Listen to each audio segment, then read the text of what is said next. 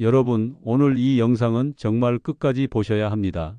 그냥 의사가 하는 일반적인 강의가 아니라 제가 직접 당뇨를 겪고 있는 환자로서 그리고 동시에 환자들을 치료해 온 의사로서 드리는 이야기이기 때문입니다.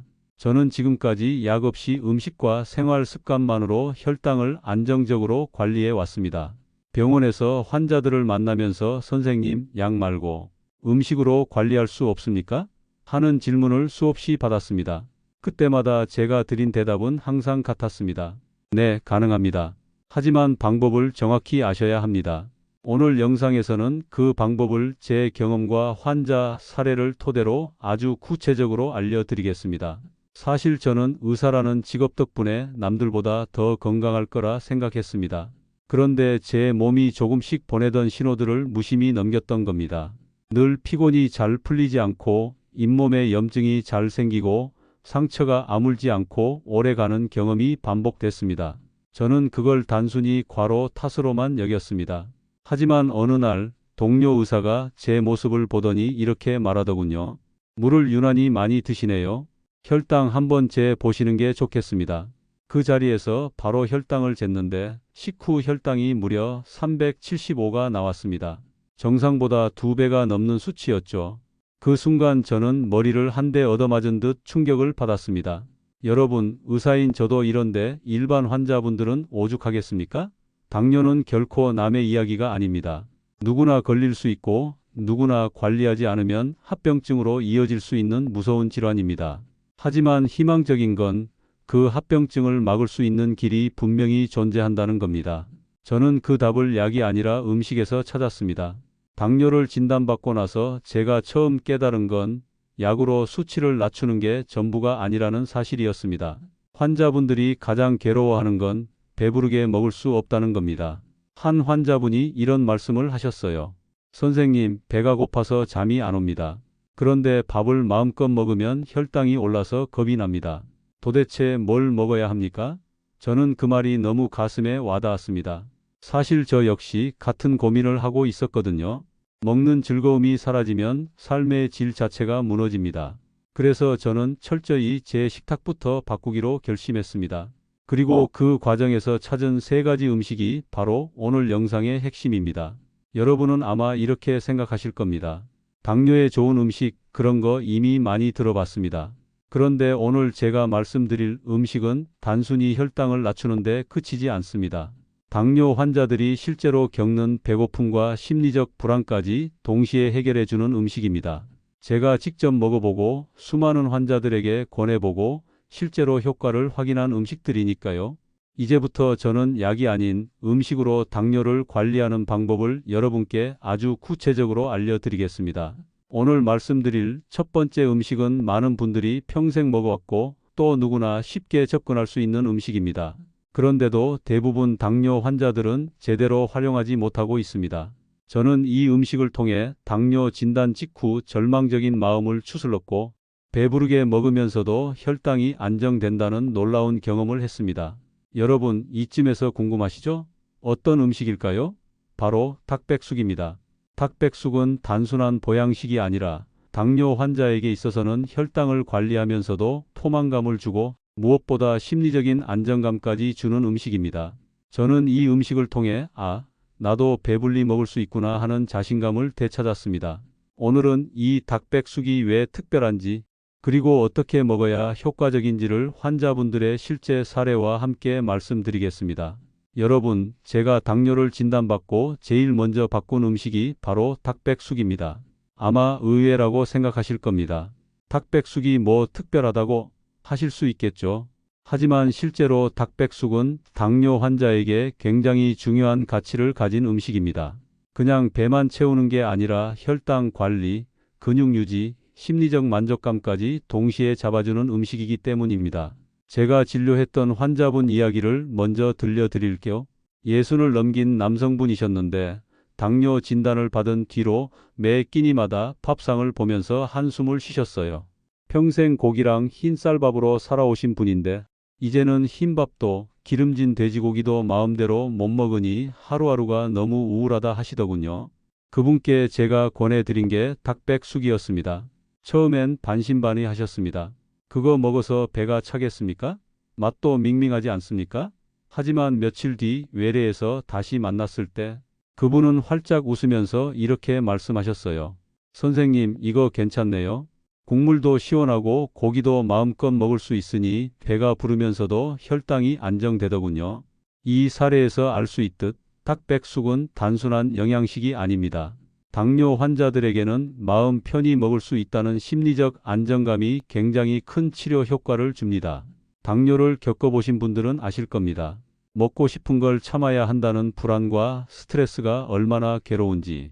그런데 닭백숙은 배불리 먹으면서도 혈당 걱정을 덜 수 있는 음식이에요. 그럼 왜 닭백숙이 특별할까요? 첫째, 소화가 편합니다.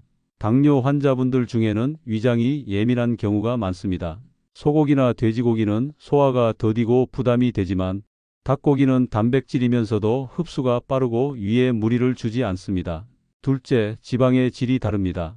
닭다리를 보면 기름져 보이지만 실제로는 소고기나 돼지고기의 포화지방에 비해 훨씬 적습니다. 게다가 껍질을 벗기면 지방은 거의 줄어듭니다. 셋째, 단백질의 질이 뛰어납니다. 당뇨 관리에서 단백질은 단순한 영양소가 아닙니다. 근육량과 직결되기 때문입니다. 근육이 줄면 혈당은 훨씬 불안정해지고 합병증 위험도 커집니다. 닭고기는 근육을 지켜주는데 딱 맞는 단백질이에요. 운동을 열심히 하던 환자분 사례도 있습니다. 당뇨 진단 이후 운동을 과하게 하셨는데 오히려 근육이 줄어들고 피곤함이 심해졌습니다. 선생님, 운동을 하는데 왜 더 힘이 듭니까? 하고 물으셨죠. 문제는 단백질 보충이 부족했던 겁니다. 그분께도 닭백숙을 권했습니다.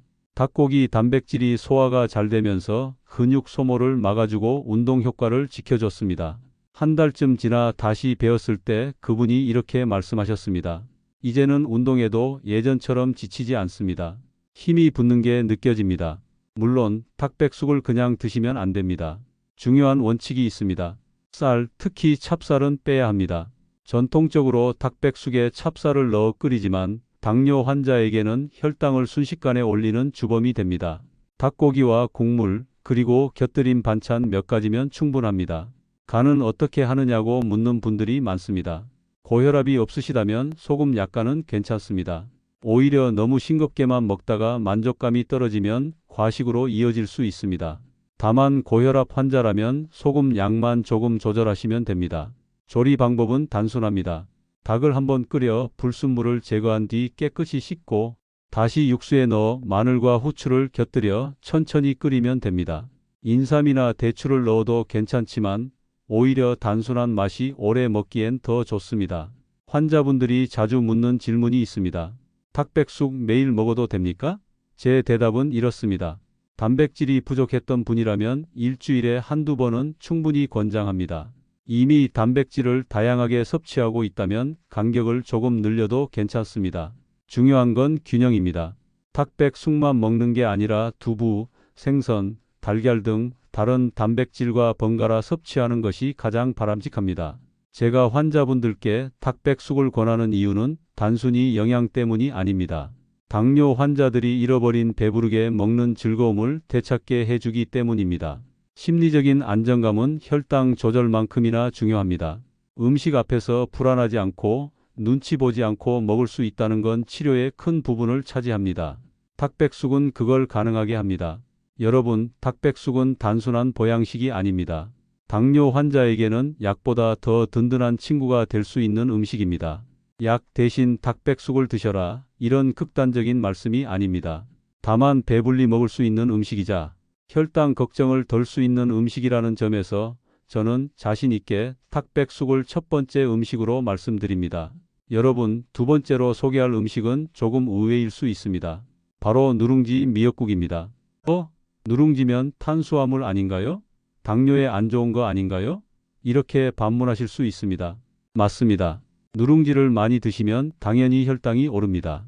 하지만 적정량을 지키고 미역과 조개를 곁들여 끓이면 오히려 당뇨 환자에게 아주 훌륭한 한 끼가 될 수 있습니다. 제가 만난 70대 여성 환자분이 계셨습니다.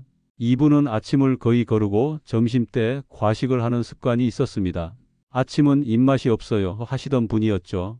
그런데 이 습관이 혈당에는 정말 최악이었습니다. 공복 시간이 길어졌다가 갑자기 많은 음식을 먹으면 혈당이 순식간에 치솟기 때문이죠. 저는 이분께 아침에 간단히 드실 수 있는 방법으로 누룽지 미역국을 권했습니다. 처음엔 의심하셨어요. 선생님, 누룽지 먹으면 혈당 올라간다던데 괜찮습니까? 하지만 제가 알려드린 방식은 달랐습니다. 작은 누룽지 한 줌, 손바닥 반 정도 되는 양만 넣고 미역과 조개를 듬뿍 끓여내는 겁니다. 한 달 뒤 외래에서 다시 만나 뵀을 때 이분이 활짝 웃으면서 이렇게 말씀하셨습니다. 아침에 그거 먹으니까 속이 편하고 점심에 과식도 안 하게 돼요. 혈당도 예전보다 덜 요동치는 것 같아요. 여러분, 이게 핵심입니다.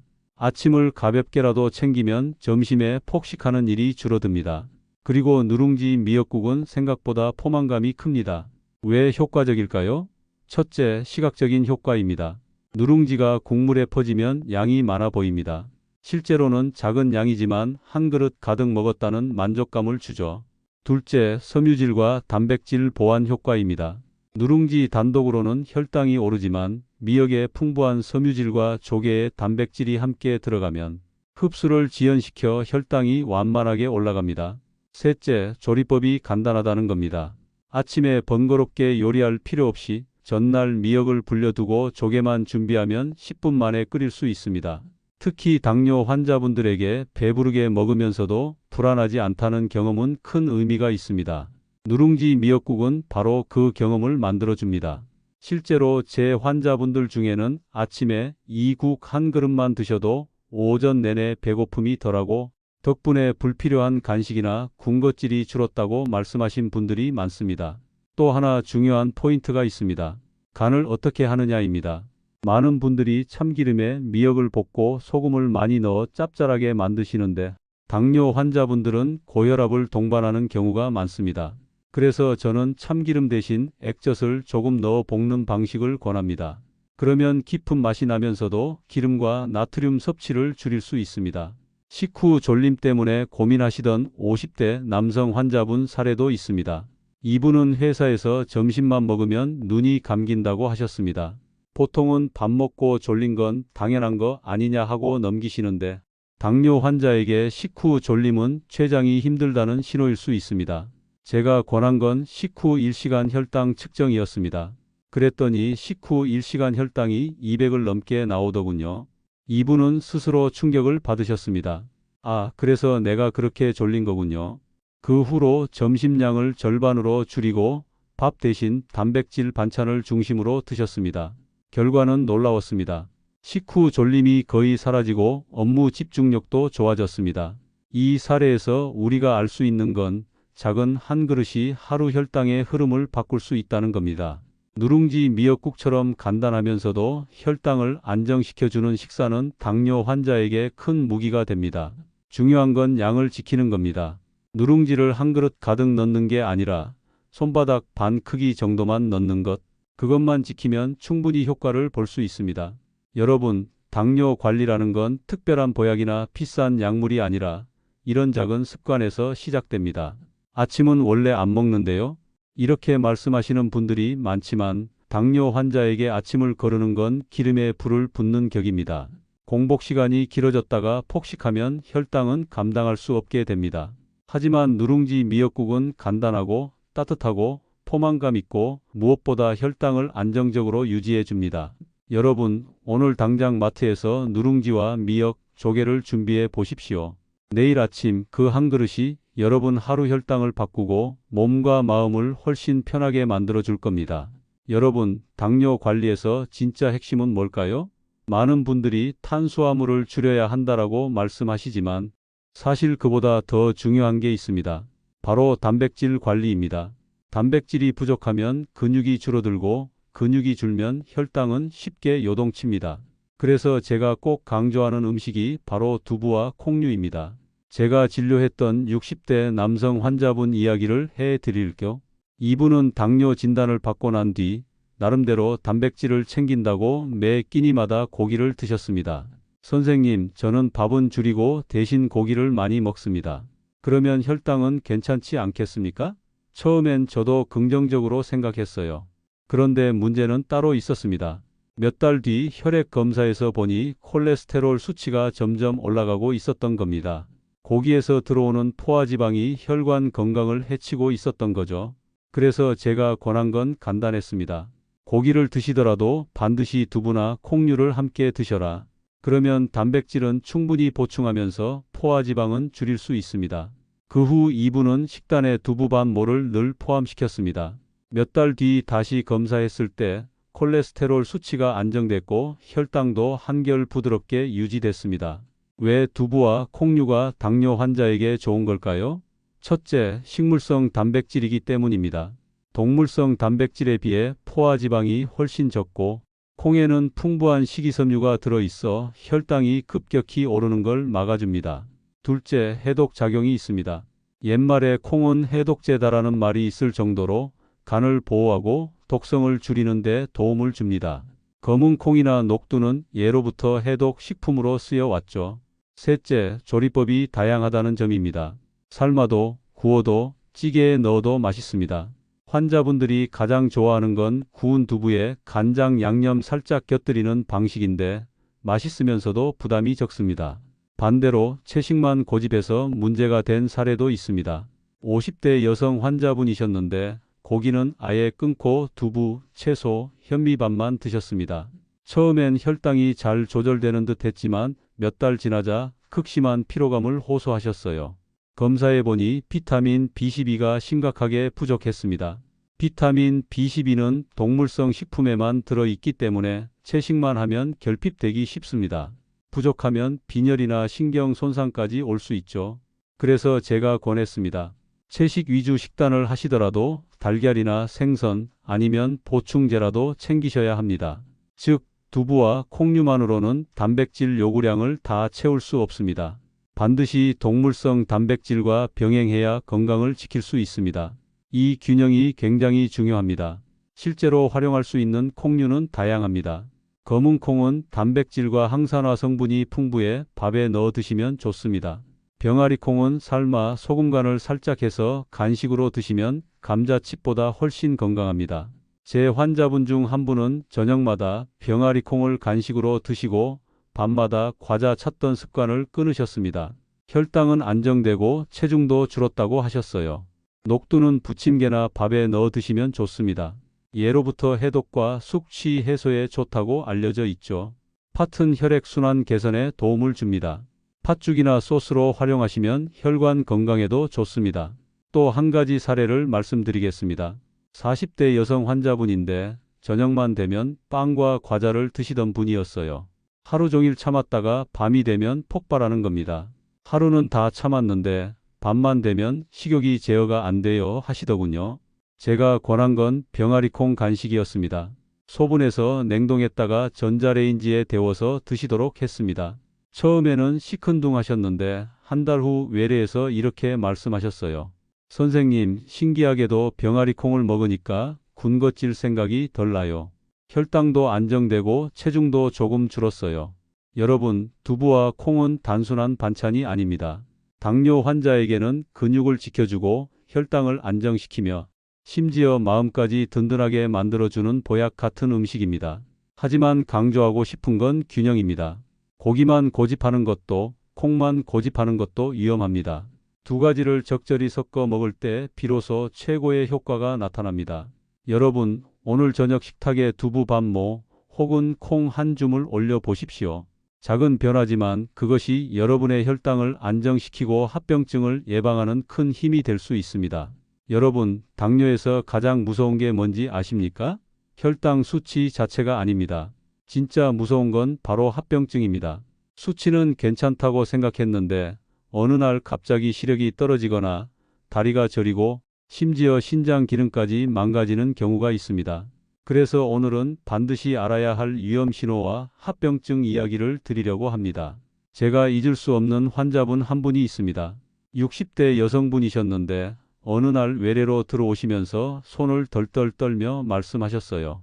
선생님, 갑자기 온몸에 힘이 빠지고 식은땀이 쏟아져서 쓰러질 뻔했어요. 확인해보니 저혈당이었습니다. 원인은 단순했습니다. 아침에 약만 드시고 식사를 거른 겁니다. 약효가 나타나면서 혈당이 급격히 떨어진 거죠. 여러분, 저혈당은 순식간에 찾아옵니다. 힘이 빠지고 식은땀이 나고 머리가 멍해지고 눈앞이 아찔해지면 반드시 의심해야 합니다. 이럴 때는 알사탕 하나, 주스 반 컵 정도만 드시면 됩니다. 중요한 건 조금만 보충하는 겁니다. 불안해서 과도하게 드시면 오히려 혈당이 300까지 치솟을 수 있습니다. 꼭 기억하세요. 반대로 고혈당 때문에 응급실에 실려온 분도 계셨습니다. 50대 직장인 남성이었는데 바쁜 생활 속에서 식사도 불규칙했고 스트레스는 술로 풀다 보니 어느 날 극심한 갈증, 체중 감소, 소변량 증가를 겪으며 응급실에 오셨습니다. 검사 결과는 고혈당 쇼크였습니다. 혈관 안에 포도당 농도가 너무 높아 세포 안으로 물이 들어가지 못하고 혈관 안에만 갇혀버린 상태였던 겁니다. 장기들이 탈수에 빠지면서 기능이 하나둘씩 떨어지고 있었죠. 다행히 빠른 치료로 위기는 넘겼지만 조금만 늦었더라면 생명을 잃을 수도 있었습니다. 여러분, 갑자기 물을 많이 마신다, 이유 없이 살이 빠진다, 소변이 늘어난다. 이 세 가지가 동시에 나타나면 정말 위험한 신호입니다. 저는 의사로서 또 당뇨를 직접 겪는 환자로서 자신 있게 말씀드립니다. 당뇨는 절망적인 병이 아닙니다. 알면 대처할 수 있고 관리하면 누구나 건강하게 살 수 있습니다. 중요한 건 약에만 의존하지 말고 생활 속에서 몸을 살리는 습관을 만드는 것입니다. 여러분, 오늘부터 작은 것 하나만 바꿔보세요. 식사 후 10분 걷기든, 두부 반 모 추가하기든, 병아리콩 간식 준비하기든 단 하나만이라도 실천해 보시면 분명히 몸이 답할 겁니다. 손발이 가벼워지고 혈당이 안정되고 삶이 달라질 겁니다. 마지막으로 부탁드립니다. 오늘 영상이 도움이 되셨다면 구독과 좋아요, 알림 설정까지 꼭 해주시고 주변 분들과도 공유해 주세요. 한 분의 건강이 달라지는 게 곧 우리 사회 전체가 건강해지는 길입니다. 댓글에 여러분의 이야기, 오늘부터 어떤 습관을 시작하실지 들려주시면 제가 꼭 읽어보겠습니다. 여러분, 당뇨는 두려워할 병이 아닙니다. 알면 이길 수 있고 관리하면 충분히 건강하게 살 수 있습니다. 오늘 말씀드린 작은 루틴을 실천하면서 3달 뒤 달라진 여러분의 모습을 꼭 확인하시길 바랍니다. 여러분의 건강을 진심으로 기원합니다. 감사합니다.